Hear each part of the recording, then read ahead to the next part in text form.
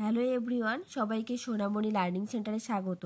আজ আমি নিয়ে এসেছি প্রশ্ন বিচিত্রা রায় মার্টিন 2025-এর জিওগ্রাফির প্রথম সেট, অর্থাৎ ভূগোলের যে প্রথম সেটটা রয়েছে 293 পেজের। ঠিক আছে, এই পেজ থেকে আমরা প্রথম যে স্কুল সেটটা রয়েছে সেটা আমরা সলভ করব। দেখো, সলভ করার আগে প্রথমে আমরা সিলেবাসটা একটু দেখে নেই। তোমাদের এবারে পরীক্ষায় থাকবে 30 নাম্বার। সিলেবাসে কী কী থাকবে? আকাশ ভরা সূর্যতারা, পৃথিবী কি গোল, তুমি কোথায় আছো, পৃথিবীর আবর্তন, ভারতের সাধারণ পরিচয়, ভারতের ভূপ্রকৃতি ও নদ নদী। ঠিক আছে, প্রথম পর্যায়ক্রমিক মূল্যায়ন থাকবে 30 নাম্বার। তাহলে চলো শুরু করা যাক আজকের পর্বটি। প্রথম যে স্কুলটা রয়েছে Sargachhi Ramakrishna Mission High School. ঠিক আছে, এটা আমরা সলভ করব। দেখো, একে দেওয়া আছে সঠিক উত্তরটি বেছে নিয়ে লেখো। 1 নাম্বার, কল্পনা চাওলা মহাশূন্যে পাড়ি দেন অপশন এ 1997 সালে। ঠিক আছে, পরের প্রশ্ন 2 নম্বর, নেপচুন গ্রহের রং। নেপচুন গ্রহের রং কেমন? নীল। পরের প্রশ্ন 3-এর দাগ, মূলমধ্য রেখার মান হলো অপশন বি 0 ডিগ্রি।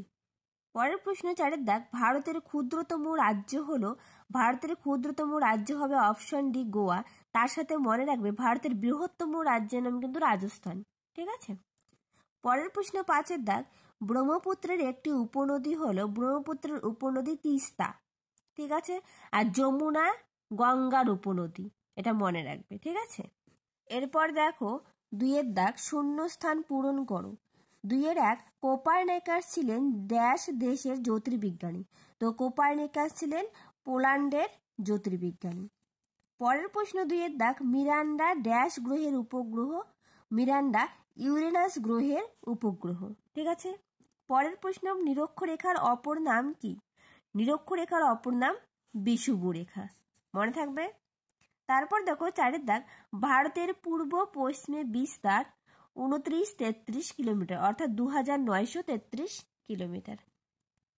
পরের প্রশ্ন 5-এর দাগ, গডউইন ওয়েস্টনের উচ্চতা 8611 মিটার। ঠিক আছে, এরপর দেখো 3-এর দাগ, 2-1 কথায় উত্তর দাও।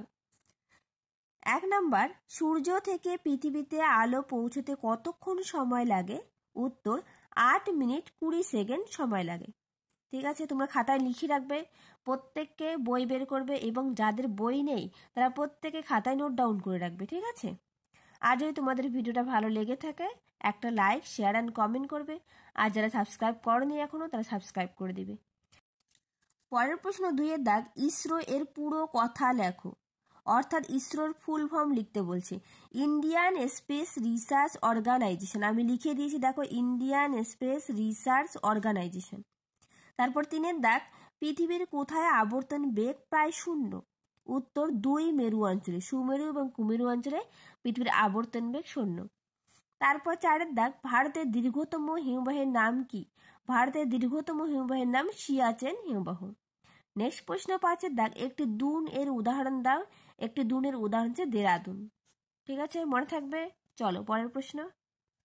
এরপর দেখো 4-এর দাগ, যে কোনো 2টি প্রশ্নের উত্তর দাও।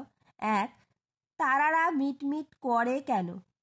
উত্তর, দেখো উত্তরটা, তারাদের আলো পৃথিবীর চারদিকে থাকা বায়ুমণ্ডল ভেদ করে আমাদের চোখে এসে পৌঁছায়। বায়ুপ্রবাহের কারণে এই বায়ুমণ্ডলের বিভিন্ন স্তরে ঘনত্ব, তাপমাত্রা অনবরত বদলায়। তাই বায়ুমণ্ডল ভেদ করে আসা তারার আলোগুলিকে দেখে মিটমিট করছে মনে হয়। আমরা যদি পৃথিবীর বায়ুমণ্ডলের বাইরে মহাকাশ থেকে দেখি তাহলে তারাগুলি স্থির আলোর বিন্দুর মতো দেখাবে। ঠিক আছে, পরের প্রশ্ন 2-এর দাগ, ছায়াবৃত্ত কি? চলো উত্তরটা দেখে নেওয়া যাক। দেখো উত্তরটা, ছায়াবৃত্ত পৃথিবীর আলোকিত অর্ধাংশ ও অন্ধকার অর্ধাংশের মাঝের যে সীমারেখা রয়েছে সেটাকে ছায়াবৃত্ত বলে। তোমরা চাইলে বৈশিষ্ট্যগুলোও দিতে পারো। ঠিক আছে, চলো পরের প্রশ্ন। পরের প্রশ্ন, গিরিপথ কাকে বলে? চলো উত্তরটা দেখে নেওয়া যাক। দেখো, গিরিপথ সংজ্ঞা, 2টি পর্বতের বা গিরির মাঝে প্রাকৃতিকভাবে তৈরি হওয়া সংকীর্ণ পথকে গিরিপথ বলে। উদাহরণটা দিয়ে দিবে। ঠিক আছে, বৈশিষ্ট্য পারলে দিও। চলো পরের প্রশ্ন।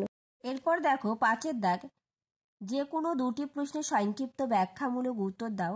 1, পৃথিবী গ্রহের কয়েকটি বৈশিষ্ট্য লেখো। চলো বৈশিষ্ট্যগুলো দেখে নেওয়া যাক। দেখো, গ্রহ হিসেবে পৃথিবীর পরিচয়। উত্তর, গ্রহ হিসেবে পৃথিবীর সৌরজগতের একটি গুরুত্বপূর্ণ গ্রহ। গ্রহ হিসেবে পৃথিবীর নিজস্ব বৈশিষ্ট্যগুলি লেখো।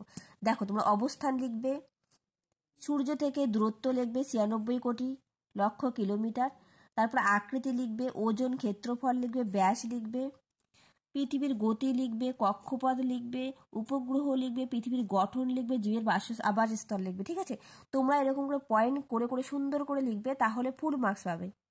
দেখো, তোমাদের টেক্সট বইয়েও এই উত্তরটা দেওয়া আছে, তোমরা সেখান থেকেও লিখতে পারে। আর যদি তোমরা এখান থেকে লেখো, তোমরা স্ক্রিনশট করে নাও, ঠিক আছে, আর না হলে খাতায় টুকে নাও, দেখে দেখে লিখবে। ঠিক আছে, চলো পরের প্রশ্ন। দেখো, 2-এর দাগ, নিরক্ষীয় তল ও কক্ষতল বলতে যা বোঝায় তা লেখো। চলো উত্তরটা দেখে নেওয়া যাক। উত্তর, নিরক্ষরেখা বরাবর পৃথিবীকে কাল্পনিকভাবে কাটলে যে তল পাওয়া যায় তাকে নিরক্ষীয় তল বলে। ঠিক আছে, এইটুকুই লিখবে, নিরক্ষীয় তল।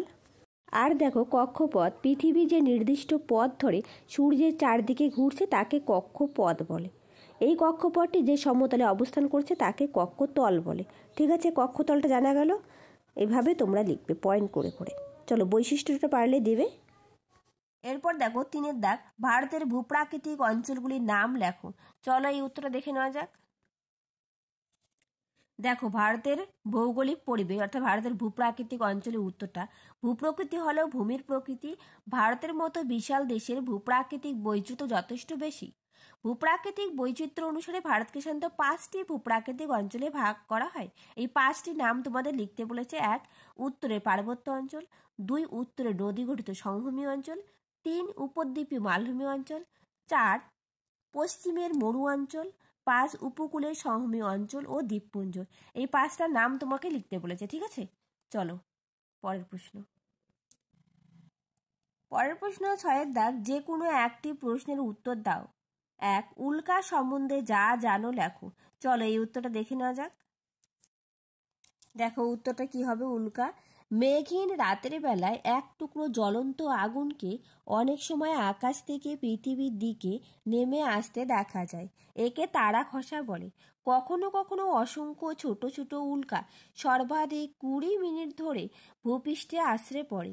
বিজ্ঞানীরা একে বলেন উল্কাপাত বা উল্কা বৃষ্টি। উল্কা হলো ভগ্ন ধূমকেতু গ্রহাণুপুঞ্জ, অতি ক্ষুদ্র কণিকা। এগুলি পৃথিবীর মাধ্যাকর্ষণের মধ্যে এসে পড়লে প্রচণ্ড বেগে ছুটে আসতে থাকে পৃথিবীর দিকে। বাতাসের সঙ্গে ঘষা লেগে জ্বলতে শুরু করে। জ্বলন্ত আগুনের ফুলকিগুলিকে তখন অন্ধকার আকাশে তারা বলে ভুল হয়।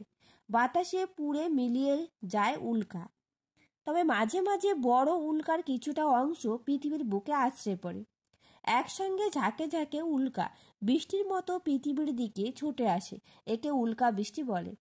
ঠিক আছে, তুমি এতটুকু লিখবে। উল্কা সম্বন্ধে যেহেতু লিখছে বলছে, যাদের কাছে বইটা নাই তারা প্রত্যেকেই খাতার মধ্যে নোট ডাউন করে রাখবে। ঠিক আছে, চলো পরের প্রশ্ন।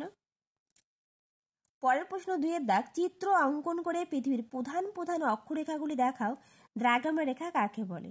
তাহলে চলো অক্ষরেখাগুলি দেখিয়ে দিচ্ছি। দ্রাঘিমা রেখা কাকে বলে সেটাও দেখিয়ে দিচ্ছি। দেখো, গুরুত্বপূর্ণ অক্ষরেখা সমূহ, তাদের ব্যবহার।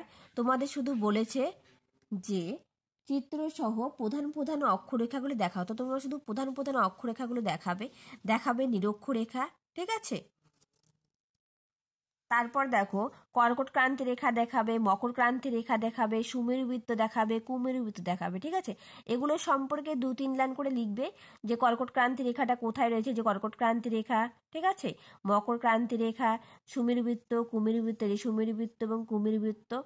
ঠিক আছে, 2-1 লাইন করে লিখবে। যেমন ধরো কর্কট ক্রান্তি রেখা, মকর ক্রান্তি রেখা। তো সংজ্ঞাটা দেবে, নিরক্ষরেখা থেকে উত্তরে দক্ষিণে 23.5 ডিগ্রি কৌণিক দূরত্বে অবস্থিত যে বৃত্তাকার কাল্পনিক রেখা পৃথিবীকে পুরো পশ্চিমে বেষ্টন করে আছে তাকে কর্কট ক্রান্তি বা মকর ক্রান্তি বলে। এতটুকু লিখে দিবে, এনাফ। তারপর লিখবে সুমেরুবৃত্ত ও কুমেরুবৃত্ত রেখা। ঠিক আছে, এখানে লিখবে নিরক্ষরেখা থেকে উত্তরে ও দক্ষিণে 67.5 ডিগ্রি কৌণিক দূরত্বে অবস্থিত যে বৃত্তাকার কাল্পনিক রেখা পৃথিবীকে পুরো পশ্চিমে বেষ্টন করে রয়েছে তাকে সুমেরুবৃত্ত ও কুমেরুবৃত্ত রেখা বলে। ঠিক আছে, এতটুকু লিখবে। ছবিটা খুব সুন্দর করে আঁকবে। বোঝা গেল? তাহলে আনসার হয়ে যাবে। ঠিক আছে। এরপর দেখো দ্রাঘিমা রেখা কাকে বলে বলছে, মূল মধ্যরেখার উভয় দিকে সমমানের দ্রাঘিমাগুলি যুক্ত করে পৃথিবীর সুমেরু থেকে কুমেরু পর্যন্ত উত্তর দক্ষিণে বিস্তৃত পরস্পর অসমান্তরাল যেসব অর্ধবৃত্তাকার কাল্পনিক রেখা পাওয়া যায় তাদের দ্রাঘিমা রেখা বলে। এতটুকু লিখে দিবে, ঠিক আছে। দ্রাঘিমা রেখা কাকে বলে লিখে দিবে, আর যে বললাম অক্ষরেখাগুলি চিত্রটা আঁকবে আর নামগুলো দিয়ে দিবে, তাহলে এনাফ। চলো আজ রাখছি, দেখা হবে পরে একটা নতুন সেটে। Thank you everyone. তোমাদের যদি ভিডিওটা ভালো লেগে থাকে একটা লাইক, শেয়ার অ্যান্ড কমেন্ট করবে।